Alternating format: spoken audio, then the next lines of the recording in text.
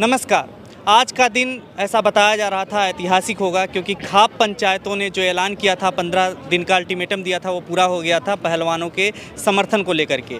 जो यौन उत्पीड़न का आरोप लगा है बृजभूषण शरण सिंह की गिरफ्तारी को लेकर के, अभी तक नहीं हुई है और उसको लेकर के खाप पंचायतों ने ऐलान किए हैं। उसी ऐलान पर हम बात करने वाले हैं। हमारे साथ हैं गोपाल तिवारी, इनसे ही बात करेंगे।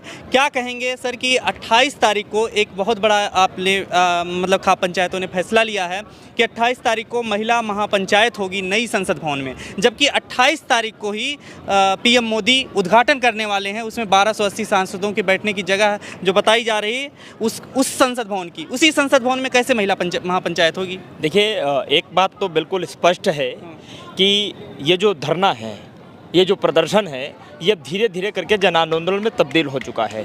पूरे देश की निगाहें इस आंदोलन पर हैं, इन बेटियों पर हैं कि ये बेटियां किस तरीके से इस लड़ाई को आगे लेकर के जाएंगी।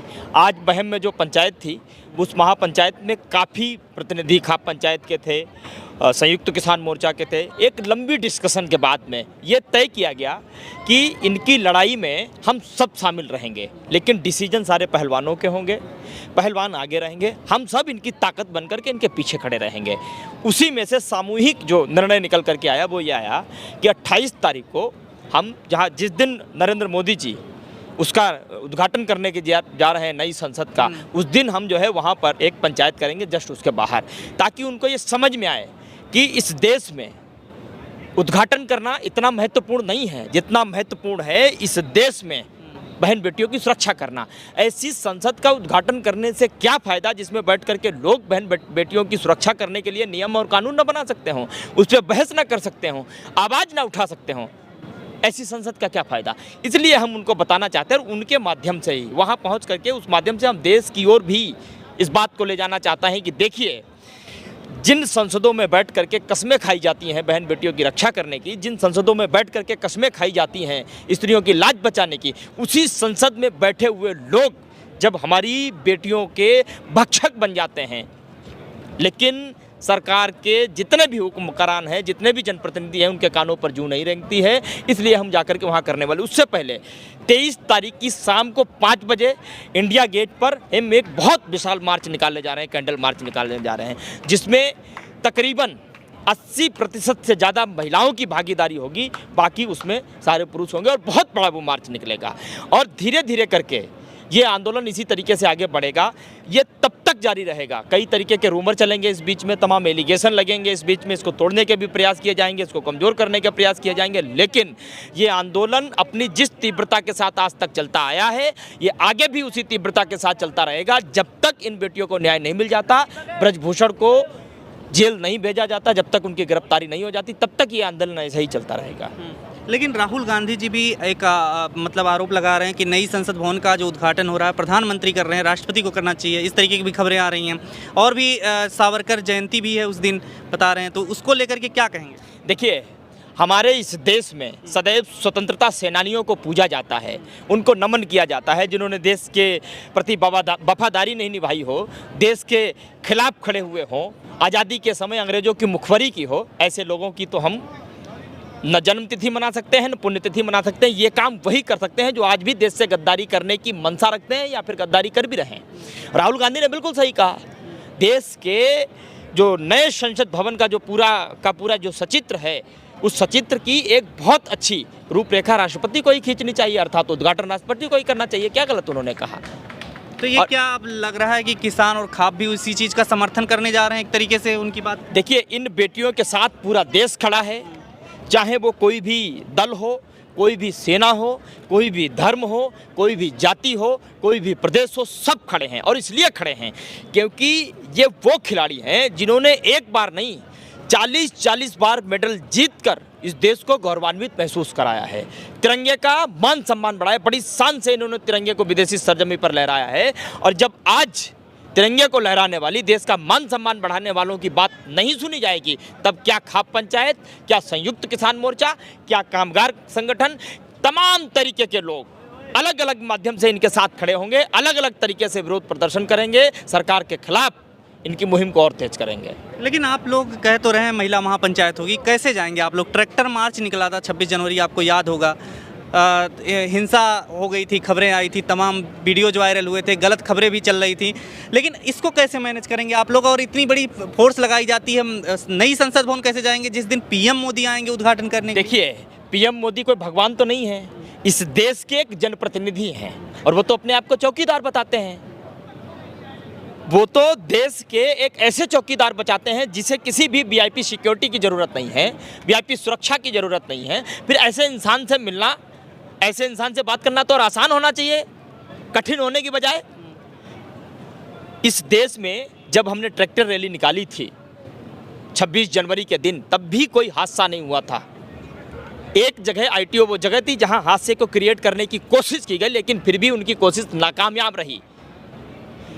इस देश में इन बहन बेटियों की लाज बचाने के लिए, इनके साथ खड़े होने के लिए जो महिलाएं इंडिया गेट पर कैंडल मार्च निकालेंगी, जो महापंचायत करेंगी, उनका नेतृत्व भी महिला ही करेंगी। हम सब उनके साथ पीछे खड़ेंगे ताकत के साथ, और कुछ ऐसा होने वाला नहीं है। आज बताइए, आज 29 दिन हो गए, 29 दिनों में हमारी तरफ से तो कुछ ऐसा नहीं किया गया, बल्कि पुलिस ने कोशिश की, रात को 11-11 बजे लाठीचार्ज करने की कोशिश की, इनके सर फोड़ने की कोशिश की, गाली गलौज करने की कोशिश की, इसको गुमराह करने की कोशिश की। हमने तो कभी नहीं कहा कि हम 2024 में इनका तख्त बदल देंगे। हमने तो ये कहा कि जो प्रधानमंत्री बेटी बचाओ बेटी पढ़ाओ की बात करता है, जो प्रधानमंत्री महिला सम्मान की बात करता है, उस प्रधानमंत्री को आकर इनकी बात सुननी चाहिए। जो स्मृति ईरानी ढोल पीटती घूमती थी महिला सम्मान की, बात बात पे चूड़ी लहराती घूमती थी, सिलेंडर लहराती घूमती थी, इसी जंतर मंतर पे प्रोटेस्ट किया करती थी, आज वो मंत्री हैं, उन्हें आना चाहिए, इनसे बात करनी चाहिए। मैं तो ये कह रहा हूँ कि राष्ट्रपति द्रौपदी मुर्मू जो इस समय महिला हैं और एक ऐसे वर्ग से आती हैं जिसको वो स्वयं बताती हैं, उस वर्ग के लिए हमने तमाम अन्याय के खिलाफ लड़ाइयाँ लड़ी, तमाम संघर्ष किए, उनको इनके दर्द को समझना चाहिए। हम तो ये कह रहे हैं, लेकिन जो इनको बांटने का काम कर रहे हैं, इनके पूरे के पूरे आधार को तोड़ने का काम कर रहे हैं, वो लोग कौन हैं? सरकार के लोग हैं, भारतीय जनता पार्टी के लोग हैं, तमाम वो नफरती लोग हैं जो किसी न किसी रूप में सरकार के समर्थक हैं। और उनको लगता है कि जिस देश में वर्तमान सरकार बहन बेटियों की सुरक्षा के लिए कभी खड़ी नहीं हुई, कभी वो मुखर नहीं हुई, उनके खिलाफ अगर हम खड़े हो जाएंगे तो ये सरकार हमारे ऊपर कोई आरोप नहीं लगाएगी, ये सरकार उन्हीं के खिलाफ खड़ी होगी, अर्थात बेटियों के खिलाफ खड़ी होगी। उदाहरण के तौर पर, अगर ये सरकार इन बेटियों की तनिक सी भी चिंता करती, इनकी लाज की, इनकी इज्जत की, इनकी आबरू की तनिक सी भी चिंता करती, तो अभी तक प्रधानमंत्री को ट्वीट नहीं करना चाहिए था। कहीं भी किसी भी प्लेटफॉर्म पर 2 शब्द नहीं बोलने चाहिए थे। क्या बोले आज तक? बता दीजिए आप मुझे। क्या अमित शाह बोले आज तक एक भी शब्द? क्या स्मृति ईरानी बोली आज तक एक भी शब्द? और तो छोड़िए, जो राज्यसभा सांसद हैं, देश की सबसे वरिष्ठ खिलाड़ी हैं, बड़ी सम्माननीय है, पीटी ऊषा जी मिलकर के गई, और यहाँ से गई तो जायज़ सी बात है, यहाँ की वस्तुतः स्थिति उन्होंने बताई तो होगी जा करके। क्या इस बात पर उन्होंने गहन चिंतन किया? नहीं किया। आज भी वो इस बात की मंशा रखते हैं कि इन बेटियों के मनोबल को कैसे तोड़ा जाए, इन बेटियों के जो है विश्वास को कैसे तोड़ दिया जाए, इन बेटियों के साहस को कैसे तोड़ दिया जाए, न्याय कैसे इनको मिले, इस बात पे विचार विमर्श नहीं कर रही है सरकार। इनके ऊपर अन्याय और कैसे किया जाए, शोषण और कैसे इनके ऊपर किया जाए, अत्याचार और कैसे किया जाए, इस ओर सरकार चल रही है। ये कौन सा तरीका, आप ही मुझे बता दीजिए।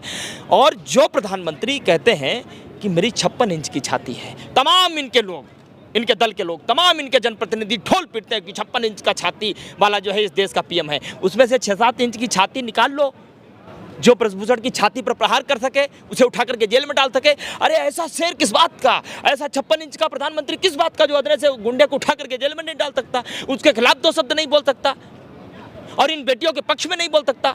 ऐसा प्रधानमंत्री किस बात का? और 28 तारीख के बाद यदि हमारी बात नहीं सुनी गई तो हम एक कैंपेन चलाएंगे पूरे देश में, ढूंढो प्रधानमंत्री। क्योंकि इस देश में प्रधानमंत्री होता तो बात सुनता, है ही नहीं, पता नहीं कहाँ है, गायब है। और जो है, जो अपने आप को प्रधानमंत्री कहता है, वो प्रधानमंत्री नहीं है, वो भारतीय जनता पार्टी का प्रचार मंत्री है। वो 24 घंटे 24 आवर वो सिर्फ इलेक्शन जीबी बनकर के प्रचार ही करता है कि हमको कैसे चुनाव जीता जाए, कैसे सरकार बनाई जाए, कैसे विधायक खरीदे जाएं, कैसे सांसद खरीदे जाएं, किसके घर ईडी भेजी जाए, किसके घर सीबीआई भेजी जाए। अगर वो प्रधानमंत्री होते तो इनकी बात सुनते, लेकिन नहीं है। लेकिन सोशल मीडिया पर जो आप लोग बता रहे हैं 28 तारीख इसको वहाँ की स्थिति बनी हुई थी, और अभी लोग ये समझ नहीं पा रहे हैं 28 तारीख को जो निर्णय लिया गया है वो ठोस निर्णय नहीं बताया जा रहा है। कह रहे हैं लोग कि ये खाप का जो है फैसला सही नहीं है। आप उसको किस रूप में देखते हैं? नहीं, मतलब और कैसे लिया जाए? हम खालिस्तान में तो नहीं रहते हैं, पाकिस्तान में तो नहीं रहते हैं, कि हम बंदूकें लेकर के निकले और सीधे चढ़ाई कर दें ऊपर। ये लोकतांत्रिक देश है। यहाँ महात्मा गांधी ने शिक्षा दी है, इस देश को आंदोलन करना सिखाया है। इस देश को भगत सिंह ने आंदोलन करना सिखाया है। इस देश को चंद्रशेखर आज़ाद ने आंदोलन करने सिखाए हैं।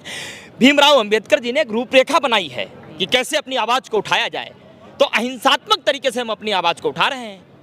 नार्को टेस्ट की भी मांग इसमें की है। हमने तो कहा है, हमारी बेटी ने, साक्षी मलिक ने आज खाम पंचायत में खड़े होकर के आंखों में आंसू लेकर के ये कहा कि अगर मेरे अंदर कोई खोट पाया जाए, अगर मैं गलत पाई जाऊं, तो ये समाज, मैं आपके समाज की बेटी हूं, इसी समाज में खड़े होकर के जो सजा आपको दे बनती हो वो मुझे दे देना, मुझे स्वीकार होगी। एक बेटी बार बार ये कह रही है कि मुझे आरोपी सिद्ध करना चाहते हो, मुझे झूठा साबित करना चाहते हो, एक तरफ बुलाओ इसी जंतर मंतर पे ब्रजभूषण को और हमारी 7 लड़कियों में से किसी एक रैंडमली लड़की को चुन लो और करा लो नार्को टेस्ट। दूध का दूध और पानी का पानी हो जाना चाहिए। क्या जो बेटियां इस देश का गौरव बन चुकी हों, वो बेटियां बार बार प्रधानमंत्री से एक बार नहीं अनेक बार अपील कर चुकी हैं कि सुनो कम से कम हमें, देखो कम से कम। और इन बेटियों को यहाँ बैठने से देश का मान सम्मान नहीं बढ़ रहा है। ये सरकार, स्वयं प्रधानमंत्री नरेंद्र मोदी इस देश का मजाक बनवा रहे हैं। यह हास्यास्पद का विषय बनता जा रहा है। पूरी दुनिया में इस बात की चर्चा है कि आखिर कैसा प्रधानमंत्री है, आखिर कैसा लोकतंत्र है भारत में, जहाँ बेटियों को 28-28 दिन बैठना पड़ता हो और उन बेटियों को, जिन बेटियों ने इस देश का मस्तक बार बार ऊंचा किया, उनकी बात नहीं सुनी जाती हो। ये तमाम सवाल हैं जो पूरी तरीके से इस देश के जनमानस में फदक रहे हैं, पूरी तरीके से उठ रहे हैं ज्वालामुखी बन करके। और पूरे विश्व की नज़र बनी हुई है इस देश में, खासकर इस जंतर मंतर पे। देख रहा है कि इतना निर्दयी कोई प्रधानमंत्री कैसे हो सकता है, इतना असंवेदनशील कोई लोकतंत्र कैसे हो सकता है, इतनी असंवेदनशील कोई सरकार कैसे हो सकती है। आज सत्यपाल मलिक जो हैं, पूर्व राज्यपाल जो थे, उनकी जो पढ़ी गई, जो पत्र उनको पढ़ा गया, उनका संदेश पढ़ा गया वहाँ पर खाप पंचायत में। साथ ही जो राकेश टिकैत भी पहुँचे थे, इसको लेकर के तमाम ट्वीट चल रहे हैं कि इससे फैसले को समझा जा सकता है, किस तरीके के फैसले होंगे। इसको आप किस रूप में देख रहे हैं? देखिए, इस फैसले को इन प्रतिनिधियों के पहुंचने से उनको वही गलत बता सकते हैं जिन्होंने किसान आंदोलन को खालिस्तानी, पाकिस्तानी, अराजक तो तमाम तरीके के उन्होंने वो दिए थे। देश का वो जनमानस जो लगातार किसान आंदोलन की भावना से जुड़ा रहा और उस भावना ने ही किसान आंदोलन को विजय की परिणति तक ले जाकर के खड़ा किया। इस देश के हुक्मरान को, इस देश के तानाशाह को माफ़ी मांगनी पड़ी थी देश की जनता से। आज वही प्रतिनिधि अपनी बेटियों के साथ खड़े हैं और मैं कहना चाहता हूं सरकार के कि राजनीति करना बंद कीजिए। ये देश की बहन बेटियों का सवाल है, ये देश की इज्जत और आबरू का सवाल है, ये देश की अस्मिता का सवाल है। इसको राजनीति के चश्मे से ना देखा जाए, इसको इस तौर पर देखा जाए कि यदि ये बेटी बैठी हैं तो सिर्फ एक बेटी अपमानित नहीं हो रही है, देश की लाखों करोड़ बेटियां, उनकी उम्मीदें भी टूट रही हैं, नाउम्मीद हो रही हैं वो, और उनको शर्म भी आ रही है कि मैं जिस देश में रहती हूं उस देश में अंतर्राष्ट्रीय ख्याति प्राप्त कर चुकी बेटियों को जब न्याय 28 दिन तक नहीं मिलता है, उन्हें झूठा साबित कर दिया जाता है, तो एक आम घर की बेटी किस तरीके से हिम्मत जुटाएगी अन्याय के खिलाफ लड़ाई लड़ने के लिए, किस तरीके से वो अपनी आवाज़ उठाएगी। ये तमाम तरीके की जो चीज़ें हैं जो भारत के भविष्य के लिए बिल्कुल भी ठीक नहीं है। मैं समझता हूँ कि प्रधानमंत्री को अभी भी वक्त है, उन्हें थोड़ी सी लिहाज रखनी चाहिए इस देश की लोकतंत्र की, संविधान की। अगर थोड़ा सा भी उनमें, उनकी आँख में शर्म का, लिहाज का पानी हो तो इनके बीच आकर के बैठ करके इनकी बात को सुनना चाहिए और कोई समाधान निकालना चाहिए और ब्रजभूषण को जेल भेजना चाहिए। बहुत बहुत धन्यवाद। अभी आपने बताया कि 28 तारीख को लेकर के जो महिला महापंचायत है, लेकिन एक सवाल तब भी रह जाता है कि महिला महापंचायत कैसे संभव होगी, क्योंकि पीएम मोदी का संसद भवन में इनॉग्रेशन भी है। तो ये देखने वाली बात होगी आगे क्या कुछ होने वाला है। फिलहाल यही जो अभी की जो खबर थी, यही आपसे शेयर भी किया और इनसे बात भी की। बहुत बहुत धन्यवाद सर आपका। खबरों में बने रहने के लिए फोरम 4 को सब्सक्राइब करें और नोटिफिकेशन पाने के लिए बेल आइकन दबाएं।